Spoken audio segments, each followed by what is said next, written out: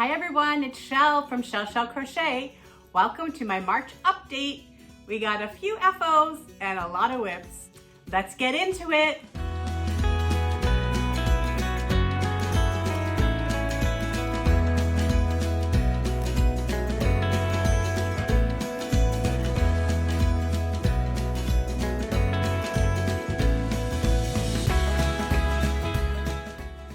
Hi everyone, welcome back. How are you today? I hope you're all doing well. Welcome to anyone who's new, and let's talk March. March has been a whirlwind of a month, and it was longer than February, although I'm not so sure it felt longer than February. Most of you know what you're in for, but for those who may not, this is my monthly roundup of my crochet projects, a little bit about any yarn that comes into play in the month, and plans moving forward. You will find me here at the end of each month giving you an update on what I've been able to make, and you will find me on my community tab in between posting little updates of fun yarny things. A little bit of a change of location today.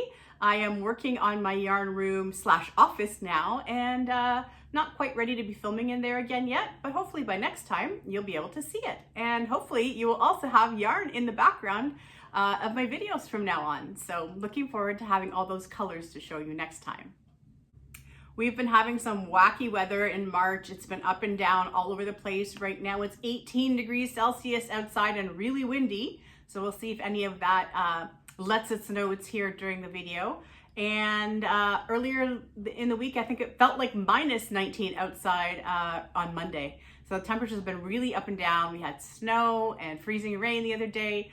Earlier this month, we got quite a bit of snow, and I will put a final end of winter little snow clip at the very end of the video, because I know a bunch of you liked seeing the snow the last time. And yeah, hopefully by April, we'll be really into the spring weather.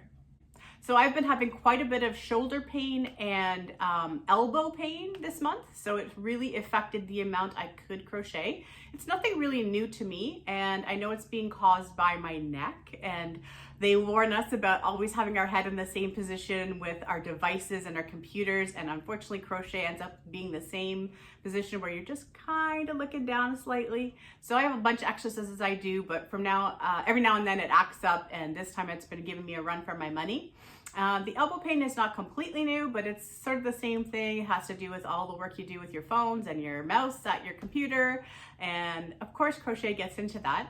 Unfortunately, I think it's impacting me more with the Tunisian hook, but we'll talk about a bit more about that in a little bit.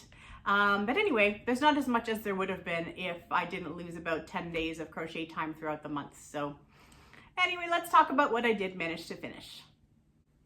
The first thing I made was a baby blanket.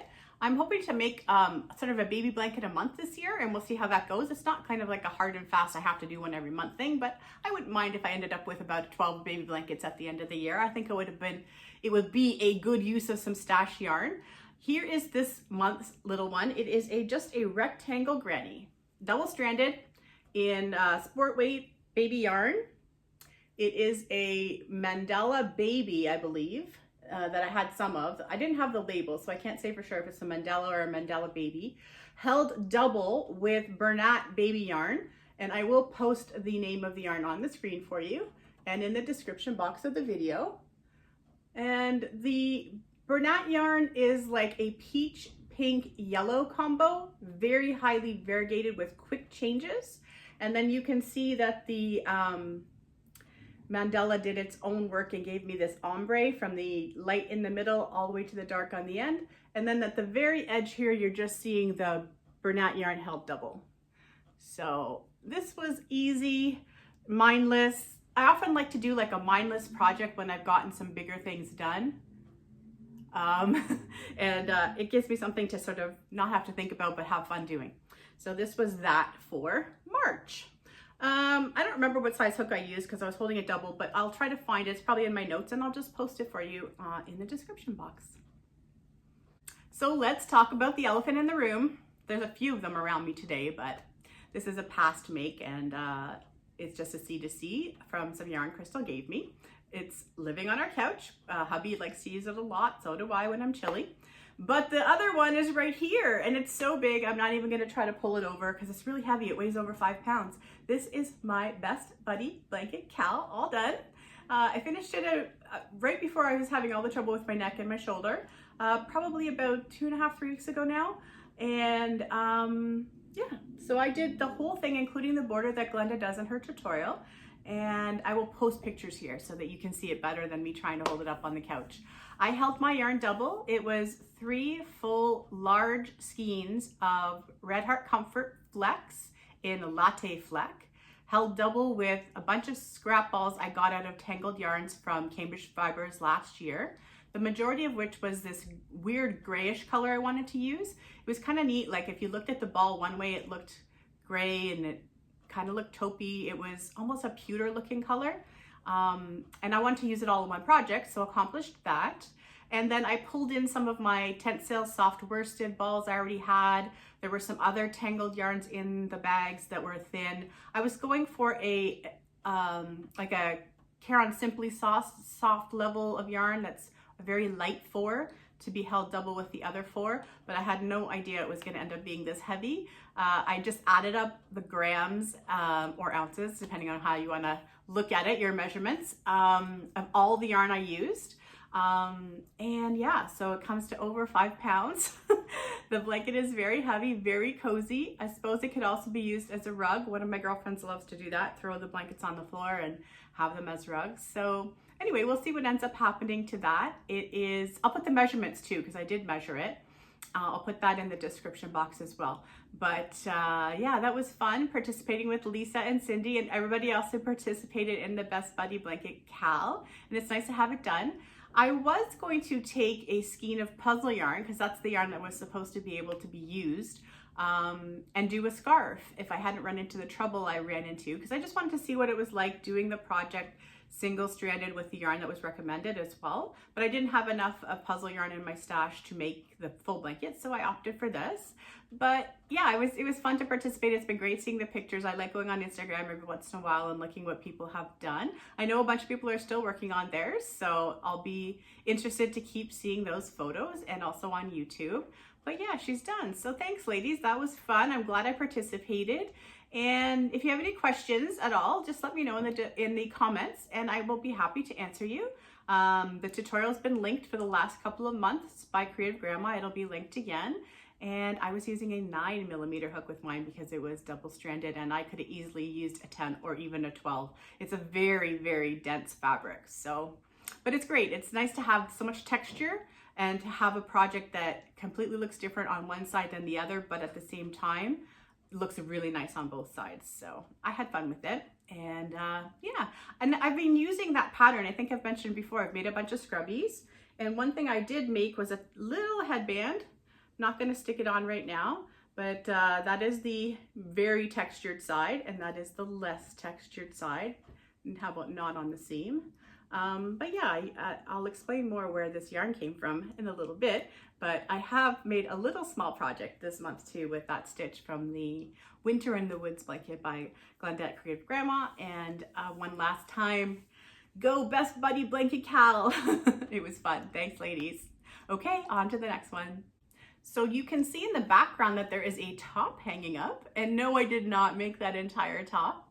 I did add sleeves, and I will see if I can find a picture, and if so, you're seeing it now, of the tank top that I made last year. And I was kind of on the fence as to whether I want to leave it as a tank top or add sleeves. Those of you who've been with me a while will remember I added sleeves to a different tank top of mine last year. The reason that I ended up doing it in both cases is that I'm finding that the fabric is see-through and too heavy for what I initially wanted it for as a tank top. So to me, it makes more sense for it to have sleeves and not need anything to cover up my arms, or an extra thing to not feel chilly in air conditioning and things like that. So it's easier for me to have them both have sleeves on them. And right now, when I get to one of the whips, I'll be talking about what I'm trying to make instead for the original purpose of these. I wanted these to be like kind of looser garments to wear over a fitted tank top in the summer, but it's just not working for me the way I had intended it, so we're moving on to a new strategy. Anyway, I had kept the rest of the cake, and those are Karen Ripple cakes. I'm not even sure if they're going to come out again this year. They were purchased last year, and you can see it's in a kind of a dusty rose color. So I really like the yarn. I had used Kristen Omdahl's foundation, what does she call that? Foundation ovals to start that tank top. So you can see that that's where there's a bit of a pattern in the part that's right here on the tank top. But yeah, so it was pretty easy to do. I just kept, you know, trying it on in between, and now I've got it going the way I like it, and you'll probably see it in the warmer weather. I'll just probably wear it in one of my videos, and that way you can see it on again. But that was fairly easy to do.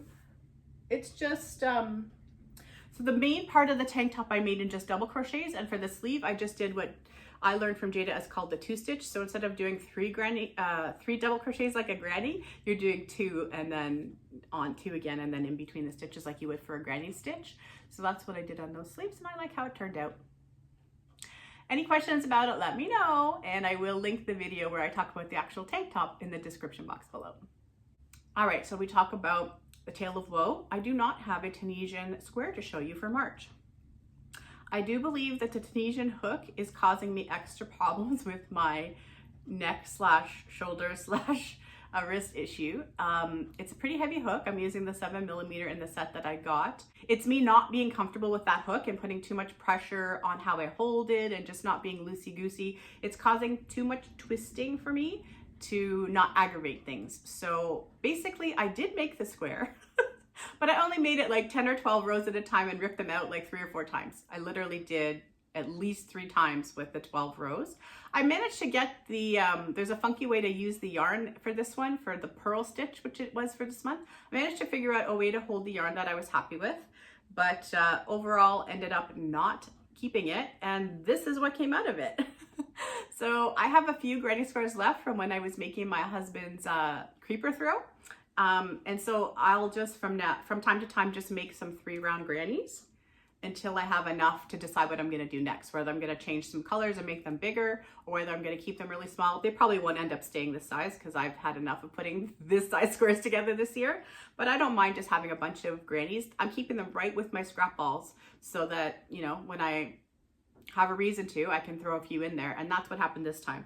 So once I pulled out that square, I made that, and I made the headband that I already showed you, and this would have been the color.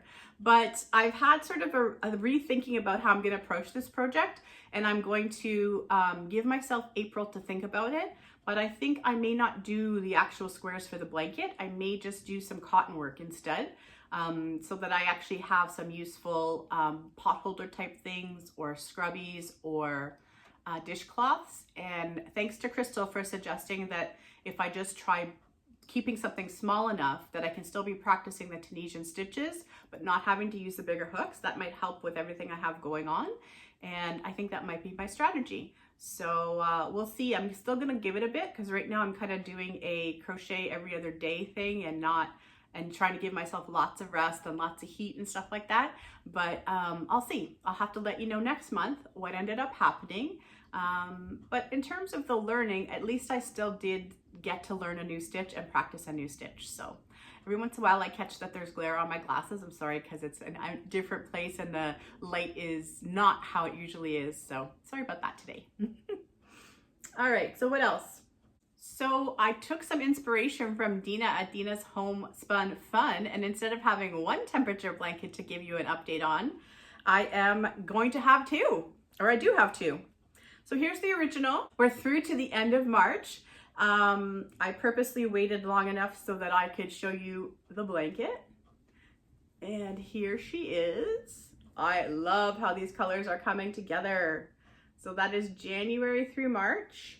And for my high temperatures, which this one is representing, I am doing 2 rows of the divider row in the Aran in between each.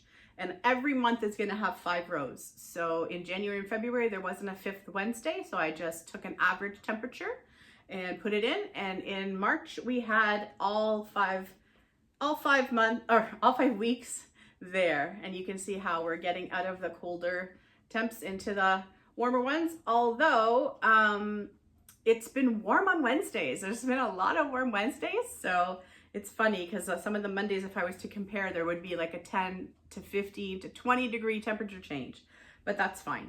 It looks great. And after 3 months, I sewed in all my ends, so I get credit for doing that too. And I do not want to leave them for longer than 3 months. So I think that's probably a good way to do it, is quarterly. But yeah, we are done. And incidentally, when I went back to watch Glenda's tutorial for the border for the blanket, she was talking about how when she cuts her yarn, instead of just chaining 1 to fasten, she chains 2.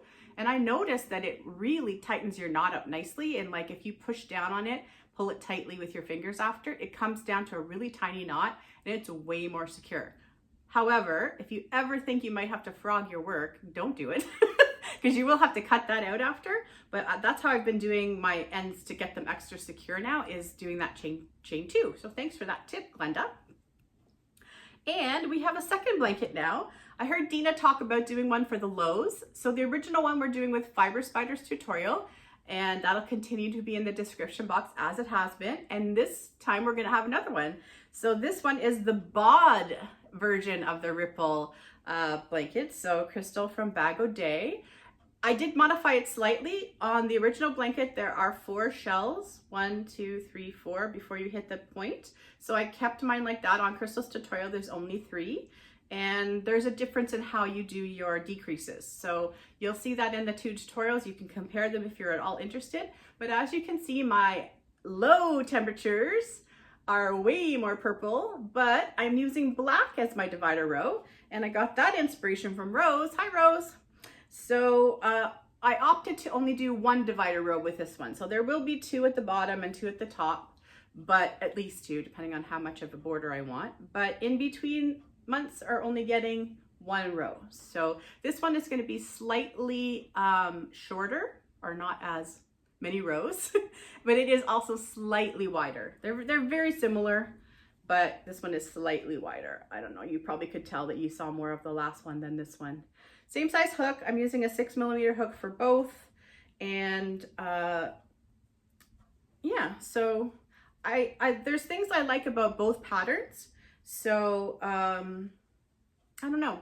I think there might be a way of combining the 2 patterns, but I'm not gonna, until I can prove it, I'm not gonna go on and talk about that. But this one uses a crochet 3 together to do the decreases. And on this one, I went back this month when I was doing my ends, and I added chains to the very starting, added single crochets to the very starting row. And I just kind of made up a pattern that I thought would make it not pull too tightly, because I didn't like how that chain was dropping down at the very beginning. So now it just kind of looks more firmed up. So I just decided to do that. I kind of had that in the back of my mind when I started using the chain. So this Bod's pattern, Crystal's pattern, does not do that. And once it's thrown in the dryer, this part will relax a bit. But anyway, they're fun, they're mindless. I love the fact that you get to change color as much as you do. It was funny because I'll keep track of the temperatures a little ahead of time so I don't forget. And when I was looking at it initially, at one point on one of them, it looked like it was going to be the same color 3 weeks in a row. And I was like, oh, please don't make that true. But I've got a better way of looking up the highs and lows now than I originally did. So I think that it will give me the best opportunity to not have the same colors. But loving them both, loving them both. And it's great to just have all that yarn in one bag. The 2 blankets are in there. It's kind of funny because usually when you use yarn out of your project bag gets lighter and lighter, but I'm throwing the blankets right back in there. So the blankets are just taking up all that yarn as the yarn is getting worked through. Anyway, we will see what April brings in terms of the Springer colors and how far into my palette I get. If you need to see the temperatures in Celsius, you can always scroll into my community tab. Keep in mind the community tab is only available on phones and on computers. It does not come on tablets, for sure not any iPads. I don't know if regular tablets get the community tab. I thought it was all tablets that didn't. But yeah, the community tab is where you can see the temperature chart I made up in Celsius and the yarn colors I'm using, which are close to what everyone else is using, but I was working strictly from stash. so they're not exactly the same colors. Anyway, I'm having a lot of fun with that. I love having the color in my life. Yeah, so 2 blankets instead of 1. Thanks for the tip, Dina. Okay, I want to show you something, but I hope it doesn't make too much noise because it's in one of those the bags that you get a comforter or sheets in. Here is the yarn I am using for this project. I'm not planning for these reds and oranges and yellows to get in, but it was a project I started last year and pulled out. I'm gonna stick with the teals and hopefully some of the purples, but this is what I want to use instead of tank tops for what I had initially thought I was making the tank tops for. Just something to wear over the very fitted tank tops in the summertime. I'm making it the same way I make my cardigans. So it started with foundation double crochet on this very bright tealy side here, and we're working this way, and it's kind of doing the ombre thing. Thank you, shawl and a ball. But this is not going to be long like a cardigan. This is going to be sort of just not cropped, but for me, as cropped as I would want to get, you know, and just have the tank top come down below it.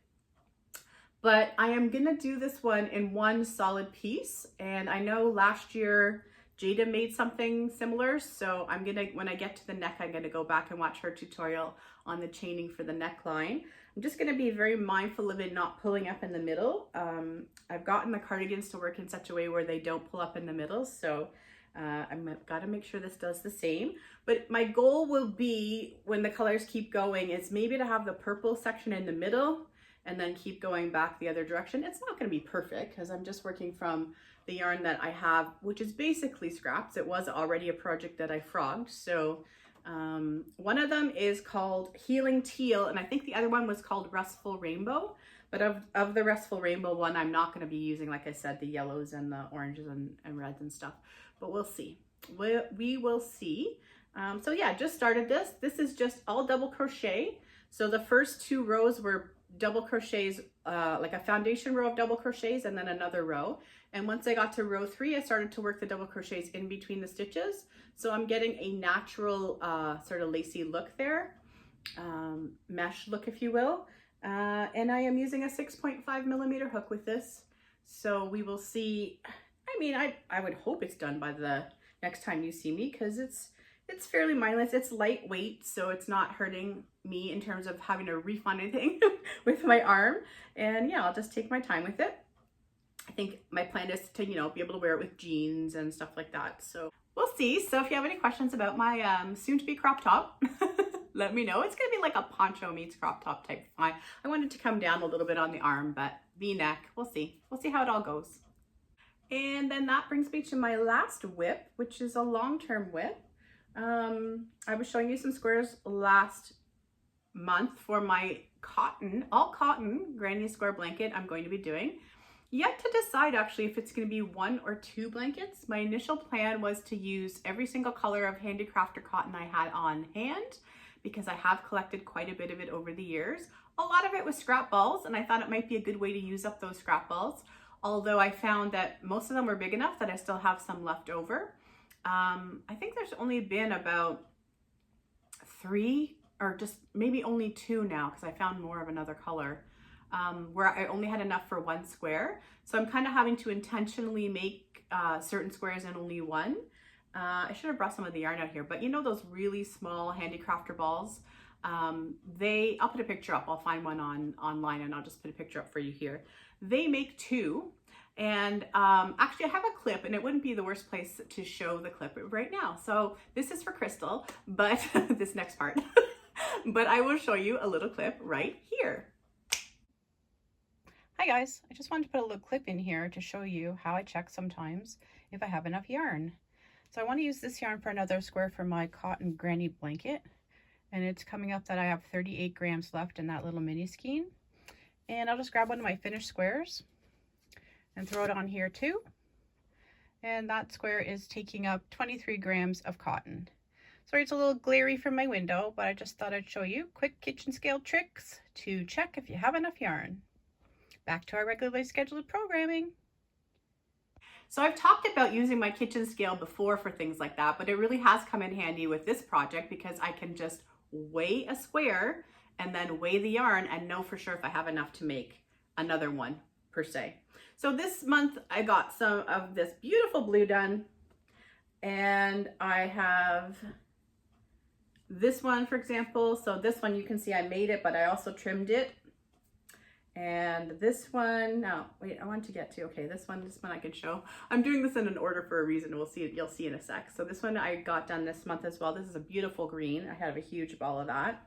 And my brown, I don't have much brown, and so I tried to keep some back in case it ever comes in handy for something, but I did make one because I know at least one of my variegated blues, I only had the one, enough for one square. So my husband, thank you, hubby, offered to buy me some yarn for Valentine's Day, trying to keep the buying yarn on a, like, I'm not buying yarn. So gifts are fine.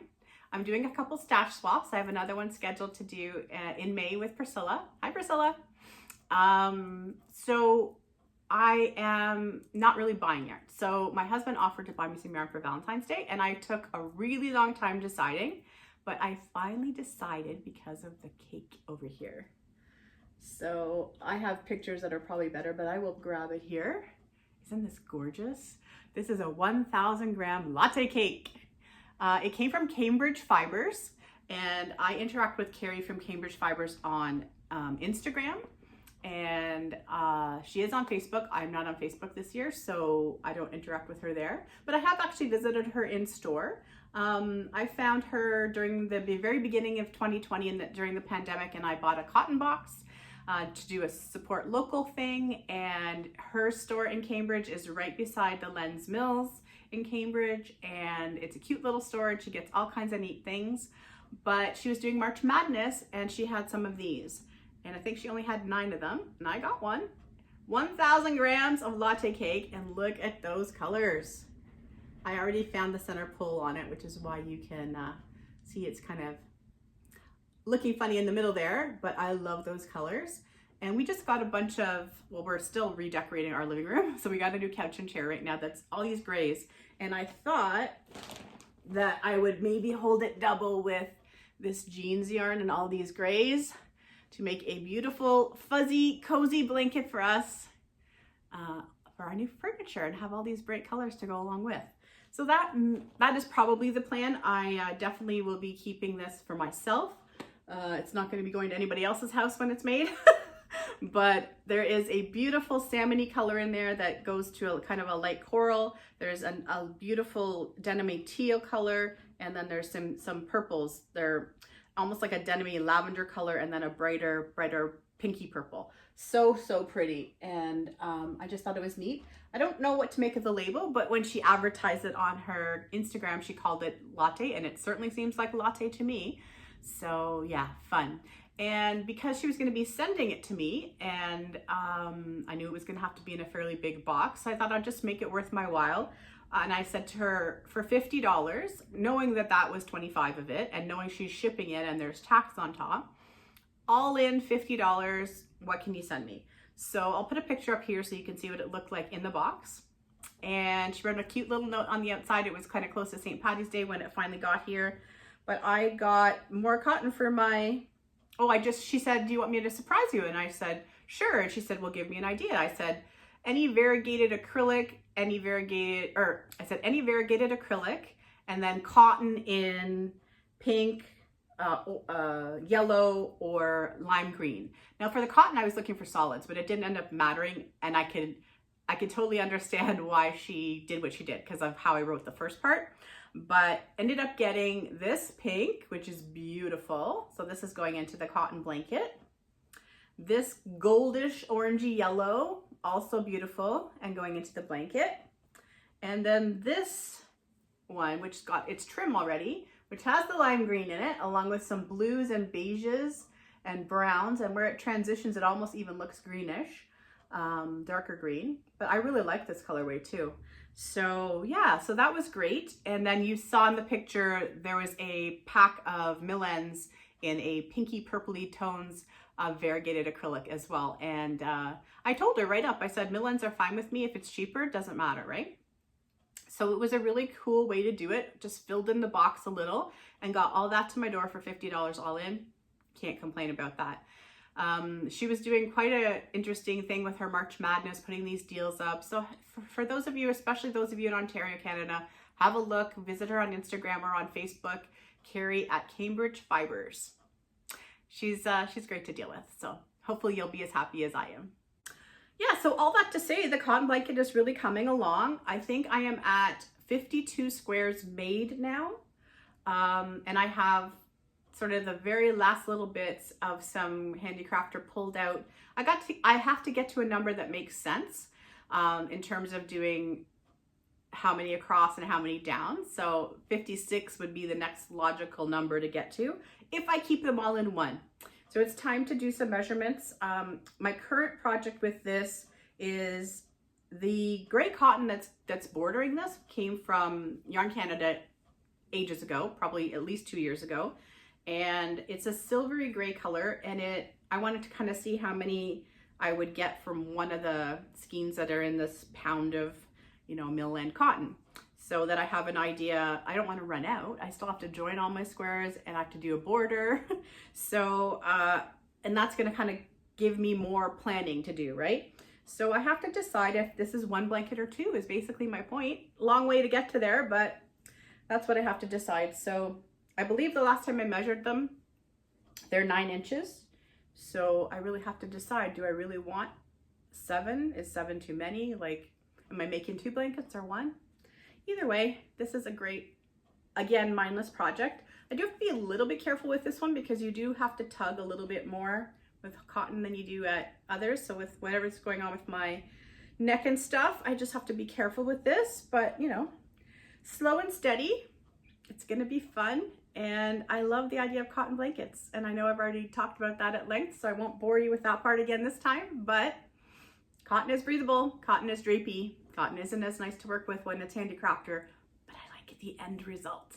End result good, end result durable, end result will last forever. I wasn't gonna go on, but I did. Okay, and last but not least, I finally made an Erigeneia shawl.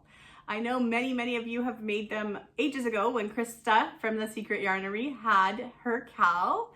And that is the tutorial I followed. The pattern is free on Ravelry, and both will be linked in the description box below. Awesome job with the tutorial, Krista, and great way to learn to use charts. So after watching her just a little bit and her referring to the chart over and over, that's all I've been doing. I have a picture of this chart on my phone, and every time I need to check something, I just go look at the chart and I know what I'm doing. So I used yarn that was gifted to me by my friend Debbie at the Canadian Crocheter for Christmas in July last year, which were these Hobby Lobby Sugarwheel Cotton cakes. And I cherry picked it out so that I could color control this as much as possible. And I still am gonna run out of yarn, but that's fine. That's not too big of a tale of woe. I'm gonna talk about that in a minute. But just to give you a better look at the pattern, it's basically 2 different styles of V-stitch or shell stitches, depending on how you wanna look at it, with some solid rows of doubles and some lace rows of doubles. And we go from this very light pink to the charcoal, almost black, and then to this really lovely claret wine color, and to the gray. I'll get the gray for you here in a sec. And the gray is my border. I think it ended up being the last 3 rows of the pattern and then into the border. And then of course, because it's the largest part of the shawl, I ran out of gray. I do have pink left, and I think the amount of pink I have left will give me 2 more rows, which will make me 2 rows short of finishing the pattern. And I have done a ton of research on what I can use on YarnSub. And YarnSub is a great website. I'm sure most of you already know about it, but just put YarnSub into Google and you'll see it'll come up. It's yarn substitutions.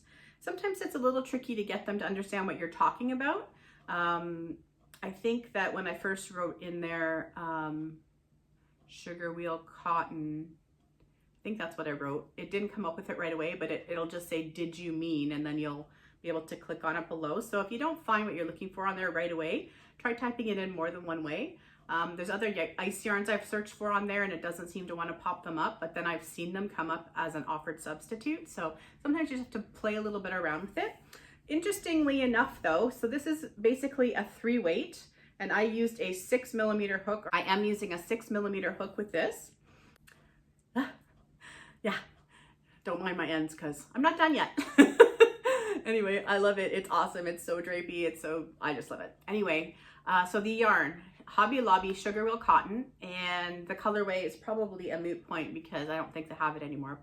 It's just such beautiful yarn. So what it comes back with when you look for being able to use this yarn, a whole bunch of cottons come up as a very, very close match. Some of them I've never even heard of before.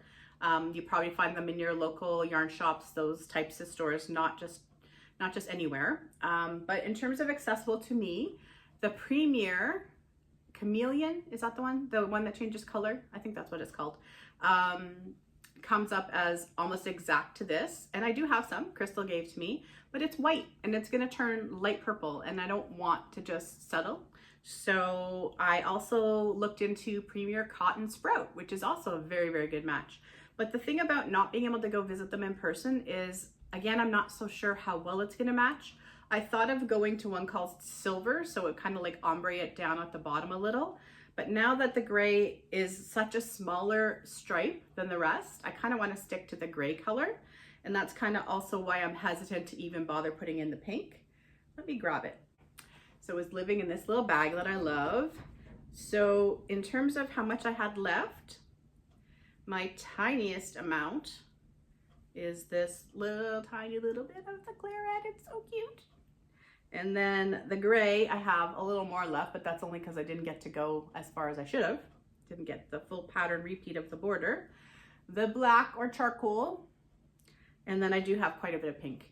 And because I know the size of my gray ball when I was working with it last, I know I can probably get 2 rows out of this. There's a ton of chaining in the border. So even though it does take up a lot of yarn because it's your biggest section, you do save a little bit with all this open work. So not loving the puff stitches. I don't want to go on about it. It is what it is. They're not fun to me, and I don't feel they add too much to this pattern. But overall, I love this pattern, so I'll just call the puff stitches a not shell thing and leave it at that. So this is what I have left of the pink. So I'm hoping to just, leave it where it is for now. I'm gonna sew in the ends because I am done with that part. And then figure out how to finish it one day, or call it finished. I mean, it's certainly quite big enough. And I loved it. I love making it. So it's not like I can't just make it in other yarn and know that I'll be able to finish it. I wouldn't mind having this made in acrylic, being able to go to an even bigger hook. And because the way it comes down on me now, like I could close this in as a poncho, no problem. So anyway, I really had fun with making it, being super late to the game in terms of this, but learned a lot, loved working with the yarn, and we'll see how it ends up.